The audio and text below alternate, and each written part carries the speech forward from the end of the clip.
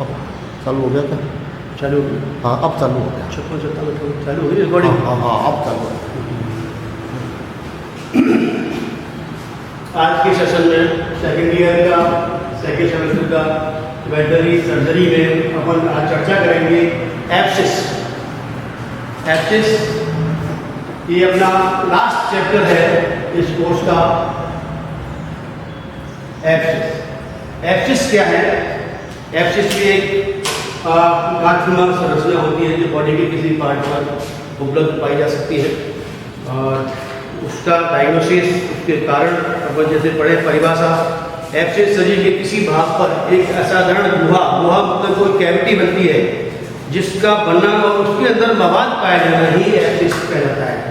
कोई भी गांठ जिसको अपन छूने पे देखने पे कहीं टटोलेंगे तो उसमें या फिर निडिल करेंगे तो उसमें मवाद आएगी। तो मवाद जब आ जाते हैं तो समझ लीजिए एब्सिस है। ठीक है, इस एब्सिस में क्या है क्लिनिकली या स्ट्रक्चरली इसमें 3 परतें होती हैं। बाह्य परत जो नीचे वाली पायोजेनिक परत, नीचे वाली तो बाह्य परत होती है, दूसरी नीचे पायोजेनिक परत होती है। पायोजेनिक परत के अंदर मवाद पाई जाती है तो ये एब्सिस में कन्वर्ट हो जाती है। इसके लिए कारण कौन से हैं?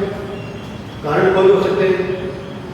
कोई चोट भी हो सकती है, बाह्य चोट भी हो सकती है और बैक्टीरियल वायरल कारण भी हो सकते हैं। कुछ केमिकल्स भी हैं जो बॉडी में लगने से ये एब्सिस बन जाती है। जैसे अपन बैक्टीरियल वायरल की चर्चा करें, corynebacterium, pseudomonas, streptococcus, staphylococcus, E coli और एक्टिनोमाइकोसिस वगैरह ऐसे जम्स होते हैं, बम्स हैं जिनके कारण ये एब्सिस तैयार होते हैं। कुछ केमिकल्स हैं जैसे मर्क्यूरी क्लोराइड और जिंक क्लोराइड जिनसे ये एब्सिस होते हैं।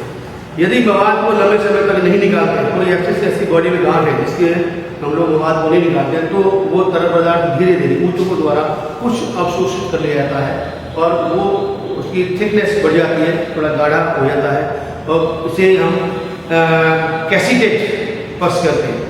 यदि इसे ज़्यादा लंबे समय तक रखा जाए तो ये एब्सिस को नहीं खोलते तो ये गाढ़ी मवाद में कन्वर्ट हो जाता है और इसमें कैल्शियम की परत ऊपर बन जाती है और ये गांठ हमेशा कहीं पड़ी रहती है। ये लेकिन ये हर केस में नहीं होता, कुछ केसों में ऐसा होता है कि कुछ एब्सिस का मवाद सूख करके कैल्शिफाइड हो जाता है और वो अंदर बॉडी में पड़ा रहता है तो नुकसान भी नहीं करता है। तो ये बहुत कम केसों में होता है। एब्सिस कितने प्रकार के होते हैं? बॉडी में जो गांठ पाई जाती है कितने प्रकार की होती है, कहाँ पाई जाती है? जैसे हॉट एंड एक्यूट एब्सिस, ये एब्सिस का प्रकार है।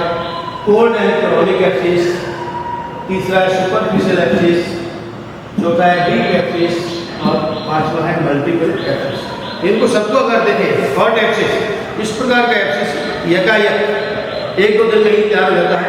उसको लगातार देखें और अगर छूते हैं तो गर्म महसूस होता है। एब्सिस के एक भाग पर सूजन आ जाती है और यह बहुत ही सूजन युक्त और दर्द युक्त होता है।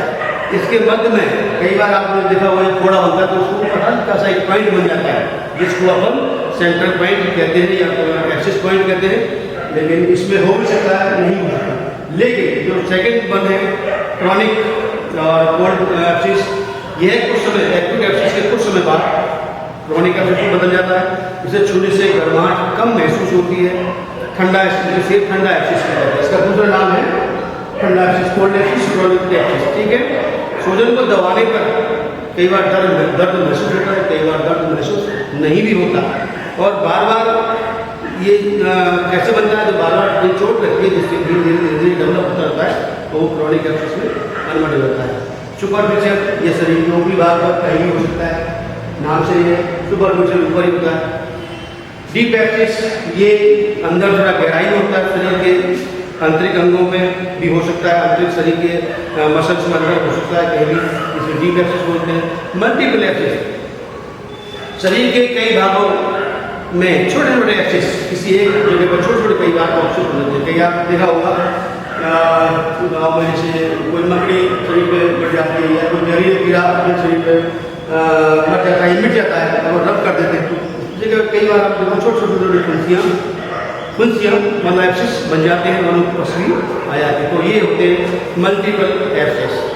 अगला है सामान्य पशुओं में सामान्य रूप से पाए जाने वाले स्थान जहाँ एब्सिस मैक्सिमम पाए जाते हैं पशुओं में, उनका जैसे बताएं कि गाय में योग, आपको ध्यान हो योग कहाँ होता है बॉडी में, तो नीचे चमड़ी लटकी होती है गर्दन से जो लोअर डोर से लेकर के नीचे ब्रेस्ट में ले जाता है वो योग होता है। योग सॉरी ऊपर होता है कंधे वाला, ये तो ड्यूलप होता है, योग ऊपर कंधे पर जहाँ बैल के जुआ रखते हैं, गाड़ी में लोग किसान बैल को जोतता है या आगे को चलाता है तो जुआ रखते हैं, तो जुआ की जगह आपने देखा हुआ खाली हो जाती है और कई बार एब्सेंट हो जाती है उसमें, तो वो योग काल में होता है। अडर, गाय के फीमेल की गादी में अडर हो सकते हैं जहाँ अपन दूध नसीटते हैं, बार बार दूध निकालते हैं तो बोबे में जो नकलिंग से चोट लग जाती है तो उसमें घाव हो जाते हैं, तो वहाँ भी एक एक्सेस बन जाते हैं अडर में। और शरीर के उभार वाले स्थान, ये तो है गाय में। घोड़ों में शोल्डर पे, सबमेजरी और पोस्ट पेरिनियल लिम्फ नोड्स इन जगह पे घोड़े में होते हैं। कुत्ते में एनल रीजन और मेमरी ग्लैंड्स जहाँ उसके थन होते हैं, भोबे होते हैं कुत्ती के, और एनल रीजन किसी वाले हिस्से में वहाँ पर जाके एक्सिस ज़्यादा होते हैं। डिफरेंशियल डायग्नोसिस, अपन को ये ध्यान रखना है, differential diagnosis in between cyst, haematoma, hernia, tumour और एब्सिस, ये आपको याद होना चाहिए। आप कैसे पहचानेंगे फील्ड में, आपको जब आप फील्ड में जाएंगे नौकरी करेंगे तो आपको ये चीज़ें बहुत ही आपको काम देंगे और बहुत ज़रूरी है इनका डिफरेंशियल डायग्नोसिस करना। आपको ध्यान में होना चाहिए कौन सा एब्सिस होता है, कौन सी हेमेटोमा होता है, कौन सा हर्निया होता है, कौन सा ट्यूमर होता है और कौन सी एब्सिस होती है। सबसे पहले अपन लेते हैं सिस्ट। अपन ने सिस्ट अभी 2-3 दिन पहले पढ़ी थी। सिस्ट एक सॉफ्ट रचना होती है, ये भी गांठ होती है बॉडी पे, हिलती है, इसमें दर्द बिल्कुल नहीं होता। और इसको अगर निडिल से पिंच करके देखें, उसमें प्रिक करके देखें, निडिल हमेशा जब भी प्रिक करनी है इन जगहों पे तो आप देख लें बिल्कुल स्टेलाइज होनी चाहिए। ऐसा नहीं हो कि आपके बैग में पड़ी है या घर में या हॉस्पिटल में धूल खा रही है, वहीं से निडिल आपने ले लिया और चूम दी, तो इसका मतलब ये होगा कि आपने एक बीमारी ठीक करने का दूसरा इन्फेक्शन और उसमें डाल दिया। मतलब संक्रमित निडिल नहीं होनी चाहिए। इनोकुलेशन निडिल जो अपन काम में लेंगे, जिससे हमें जांच करनी है कि भाई इसमें पस है या नहीं है, या फ्लूइड कैसा है या क्या है इसमें, तो वो जांच के लिए स्टेरलाइज्ड निडिल हमेशा काम में लेंगे। सिस्ट सॉफ्ट होगी, इसको जब पिन लगाएंगे तो उसमें येलो पेल कॉफी कलर का फ्लूइड निकलेगा, एक द्रव्य निकलेगा, तो समझ लीजिए ये क्या है, सिस्ट है। हीमेटोमा, हीमेटोमा भी सॉफ्ट होगा, डफी होगा, उसको दबाएंगे तो कड़कड़ की सी आवाज आएगी। क्यों आएगी कड़कड़ की आवाज? कि उसमें ब्लड का एक्यूमुलेशन हो जाता है, ब्लड इकट्ठा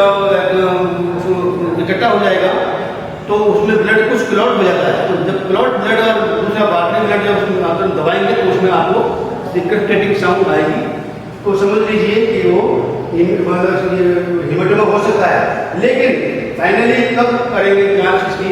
जब निडल डालेंगे तो उसमें ब्लड टिंच फ्लूइड आएगा, ब्लड जैसा द्रव्य निकलेगा, ब्लड का और पानी का मिल करके जो द्रव्य बनता है वो निकलेगा, ये होगा हीमेटोमा। हीमेटोमा बोलते हैं हमेशा ब्लड टिंच फ्लूइड निकलेगा। हर्निया, हर्निया भी सॉफ्ट होता है, हार्ड हो सकता है, वो प्रोमिनेंट होगा, प्रोमिनेंट नोड एक गांठ होगी। आपने देखा होगा कभी गाय भैंस की या दूसरे छोटे जानवर के, कुत्ते के या कुत्ती के साइड में एक बहुत बड़ा घोड़ा सा लटका रहता है पेट में, वो होता है हर्निया। उसको कैसे जांच करेंगे? हर्निया को जब हम निडल डालेंगे तो इंटेस्टाइनल गैस फ्लूइड उसमें से बाहर निकलेगा, बदबूदार, तो समझ लीजिए ये हर्निया है, इंटेस्टाइनल फ्लूइड या फ्लूइड निकलेगा। ट्यूमर, एक है ट्यूमर जैसी गांठ होती है, ये भी हार्ड गांठ होगी, प्रोमिनेंट होगी, बाहर दिखती हुई, अंदर भी हो सकती है। तो ये हार्ड हो गया, जब जो हमें निडल डालेंगे तो इसमें निडल जाएगी नहीं पहले, तो इतनी हार्ड होती है कि इसके टिश्यू से हार्ड हो जाते हैं कि इसमें गांठ में जो निडल डालेंगे तो निडल प्रिक नहीं होगी, और प्रिक हो भी गई तो इसमें कुछ भी चीज़ नहीं मिलेगी, ना तो कई येलो फ्लूइड निकलेगा, ना ब्लड वाला फ्लूइड निकलेगा, ना इसमें इंटेस्टाइनल फ्लूइड निकलेगा, इसमें कोई चीज़ नहीं निकलेगी। तो समझ लीजिए ये ट्यूमर है। इसके बाद में लास्ट है एब्सिस, जो अभी हम पढ़ रहे हैं एब्सिस।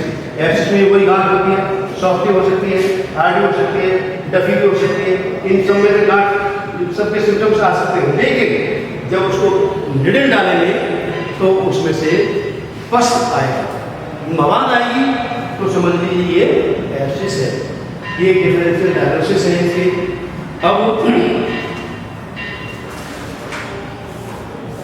इसमें मवाद यदि जो ये बताई दिए डिफरेंशियल डायग्नोसिस, एब्सिस में मवाद मिलेगा, पानी जैसा तरल पदार्थ सिस्ट में मिलेगा, खून जैसा पदार्थ हीमोटोमा मिलेगा, आंत और मल आएगा हर्निया में, और जिसमें कुछ नहीं मिलेगा वो ट्यूमर है। लक्षण एक जगह सोने जाती है, पहले गर्म होती है, सोने में ठंडी भी महसूस होती है, ठंडी भी हो जाती है क्रोनिक होने के बाद में। और इसमें सेंट्रल पॉइंट फर्स्ट में इसमें एब्सिस में हमेशा आपने देखा होगा जब अपने फोड़े होते हैं तो उसमें एक गांठ के ऊपर एक छोटा सा मुंह बन जाता है, कहते हैं भाई मुंह बन गया, और अपन जब तोड़ दे तो मुंह को ही कुरेदते हैं, उसमें से मवाद पूरी निकाल देते हैं, तो वो सेंट्रल पॉइंट होता है एब्सिस का। और इनमें से कहीं किसी भी एब्सिस में सेंट्रल पॉइंट नहीं बनेगा सिवाय एब्सिस के, और एब्सिस में सेंट्रल पॉइंट होता है। उपचार, यदि एब्सिस पूर्ण रूप से पकी हुई है या नहीं हो तो सेंट्रल पॉइंट आप है या नहीं है, दिखता है कि नहीं दिखता है, अगर दिख रहा है तो आप, और वो पकी नहीं है तो उसको आयोडेक्स या गर्म पट्टी बांधे, तो उसको पहले पकाएं, नरम करें कि वो नरम हो जाए। जब एब्सिस परिपक्व हो जाए तो उसके निचले हिस्से पर जो पॉइंट बना हुआ है उसको हटा के उसको जो या तो वैसे फूट जाएगा, नहीं तो स्टरलाइज नाइफ बीपी हैंडल से जो चीरा लगा के उसकी मवाद निकाल दें। एब्सिस के परिपक्व हो जाने के बाद वही चाकू से बिस्कुट से निकाल दें। मवाद को पूर्ण रूप से निकालें। एब्सिस के चारों तरफ एक झिल्ली होती है, अंदर आप वो जब उंगली डालोगे देखोगे तो झिल्ली पाइपलाइन झिल्ली होती है, उसको आप तोड़ दें, उसको नष्ट कर दें। और उसमें अगर कोई फॉरेन बॉडी, कोई कील हो सकती है, कोई हड्डी का टुकड़ा हो सकता है, और कोई चीज़ हो सकती है जो जिसने एब्सिस कॉज किया, तो उसको आप उंगली डाल के जब सफाई करेंगे तो उसमें निकलेगी तो उसको निकाल देना। ये केस बहुत आएंगे आपके फील्ड में, एब्सिस बहुत ज़्यादा होते हैं, जानवर अलग अलग चीज़ खा लेता है, कई बार वो चीज़ पेट से बाहर निकल जाती है तो वो एब्सिस बन जाता है, उसका विशेष ध्यान रखें, ऐसे केस बहुत मिलेंगे।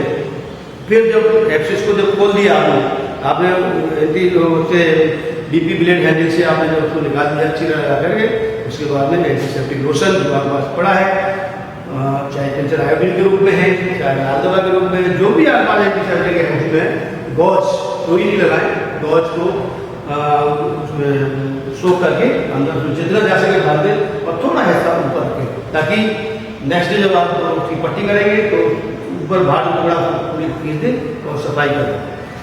इसके बाद में अगर आप देख लें, आपको लगता है कि एब्सिस बहुत बड़ा है, चीरा बहुत ज़्यादा लगा है, जानवर को घाव ठीक करने में टाइम लगेगा, तो आप उसमें कुछ एंटीबायोटिक दे सकते हो, और दर्द निवारक दवाई भी इसमें दे सकते हो।